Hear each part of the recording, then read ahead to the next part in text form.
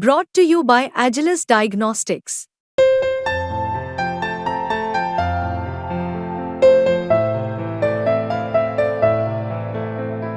Agilus Diagnostics. नमस्कार, आपके साथ मैं हूं दीपिका शर्मा और आप देख रहे हैं क्राइम तक। वर्ल्ड क्राइम बुलेटिन में बात करेंगे सबसे पहले बांग्लादेश की। बांग्लादेश से इस्तीफा देकर भारत आई वहां की पूर्व प्रधानमंत्री शेख हसीना के बेटे ने एक बड़ा दावा किया है। उन्होंने कहा कि पाकिस्तान की खुफिया एजेंसी आईएसआई का हाथ है इन तमाम दंगों के पीछे जो बांग्लादेश में हो रहे हैं। उन्होंने दावा किया है कि बांग्लादेश में अशांति की चिंगारी भड़काने के लिए आईएसआई को जिम्मेदार ठहराते हुए कहा कि इसमें पाकिस्तान का हाथ है। शेख हसीना के बांग्लादेश लौटने की संभावनाओं पर भी बात करते हुए शेख हसीना के बेटे सजीव वाजरेद ने कहा कि बांग्लादेश में लोकतंत्र बहाल होते ही उनकी मां अपने देश लौटेंगी। वो यकीनन वापसी करेंगी, लेकिन अभी ये तय नहीं हुआ है कि वो नेता के रूप में लौटेंगी या फिर सक्रिय नेता के रूप में वापसी करेंगी। उन्होंने कहा कि वो अपनी पार्टी अवामी लीग को मझदार में नहीं छोड़ेंगे। अवामी लीग बांग्लादेश की सबसे बड़ी और पुरानी पार्टी है, तो ऐसे में हम हमारे लोगों से मुंह नहीं मोड़ सकते। बांग्लादेश में लोकतंत्र की बहाली के बाद वो यकीनन वतन लौटेंगे, ऐसा शेख हसीना के बेटे ने कहा है और उन्होंने पाकिस्तान की खुफिया एजेंसी का हाथ इन तमाम दंगों के पीछे बताया है।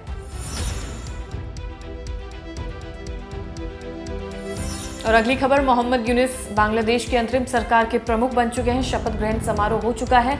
16 में से 13 और लोगों को शपथ दिलाई गई है। साथ ही अब बांग्लादेश में जो इस वक्त हालात हैं, इस वक्त जो आसार हैं, जहां पर लोगों को टारगेट किया जा रहा है, वो न्याय की मांग कर रहे हैं। इस वक्त इस अंतरिम सरकार के लिए बेहद ही चुनौतीपूर्ण समय है, जहां पर उन्हें कड़े फैसले लेने होंगे। इस प्रदर्शन को रोकना होगा। प्रदर्शन के नाम पर जो वहां पर लोगों को टारगेट किया जा रहा है, उनके साथ बदसलूकी की जा रही है, इसको थामना अभी इस वक्त बेहद ही ज़रूरी है।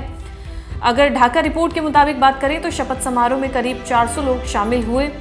अब शपथ लेने वालों में से शेख हसीना के विरोधी रहे छात्र नेता नाहिद इस्लाम और आसिफ महमूद में शामिल रहे। विदेश मंत्रालय के प्रवक्ता ने बताया कि शपथ ग्रहण में भारतीय हाई कमिश्नर शामिल हो सकते थे, हालांकि उनके शामिल होने से जुड़ी जानकारी सामने नहीं आई है। इससे पहले विदेश मंत्रालय ने बताया कि उन्हें नहीं पता है कि शेख हसीना का आगे क्या प्लान है। आरक्षण आंदोलन हिंसक होने के बाद हसीना 5 अगस्त को ढाका छोड़कर दिल्ली आ गई थी। मोहम्मद यूनुस के शपथ लेने पर प्रधानमंत्री नरेंद्र मोदी ने भी उन्हें बधाई दी है। और जहां तक बात है बांग्लादेश की, शपथ ग्रहण समारोह हो चुका है, प्रमुख चुन लिए जा चुके हैं। अब वक्त है कड़े फैसले लेने का, ताकि जो बांग्लादेश में हालात हैं उन पर सख्त से सख्त कार्रवाई की जा सके। और अगली खबर, बांग्लादेश में जो हालात है वो तनावपूर्ण है। इस वक्त जो भारत की सीमाएं हैं जो बांग्लादेश से सटी हैं, उन पर कड़ी नज़र रखी जा रही है। बीएसएफ के जवानों को अलर्ट पर रखा हुआ है ताकि किसी भी तरह की कोई भी चूक ना हो सके। कल सैकड़ों बांग्लादेशी नागरिकों की इस कोशिश को बीएसएफ ने सीमा पर ही रोक दिया। बीएसएफ के मुताबिक बांग्लादेश से बड़ी संख्या में लोगों के पलायन को देखते हुए भारत बांग्लादेश सीमा पर सोमवार से ही सभी यूनिट्स में हाई अलर्ट जारी कर दिया गया है। यहाँ महानंदा नदी बॉर्डर भी है। लोग यहाँ से घुसपैठ करने की कोशिश कर रहे हैं। बुधवार को भी 200 लोग सामने जमा हो गए थे। बीएसएफ की 1.5 किलोमीटर अंदर तक तैनाती है। हर तरफ जवान तैनात हैं ताकि पूरी तरह से नज़र रखी जा सके। हाई अलर्ट पर है। बॉर्डर्स पर जितनी भी आवाजाही हो रही है उस पर सख्त से सख्त नज़र रखी जा रही है ताकि किसी भी तरह का कुछ भी स्थिति तनावपूर्ण ना हो सके। और अगली खबर, रशिया यूक्रेन की बात करें तो रूसी सेना यूक्रेनी सैनिकों से जूझती हुई नजर आई। यूक्रेन ने रूसी सीमा को तोड़ दिया है। अगर बात करें पुराने युद्धों की तो उनमें से अब तक का सबसे बड़ा हमला बताया जा रहा है। बताया गया है कि यूक्रेन के सैनिकों ने कुर्स्क इलाके में रूसी सीमा को तोड़ दिया। रूसी अधिकारियों के मुताबिक 2 साल पुराने युद्ध में रूस पर सबसे बड़े यूक्रेनी हमले में से एक है। लगभग 1000 यूक्रेनी सैनिकों ने 6 अगस्त की सुबह टैंकों और बख्तरबंद वाहनों के साथ रूस की सीमा में घुसपैठ की, जो हवा में ड्रोन और भारी तोपखाने के झुंड से घिरे हुए थे।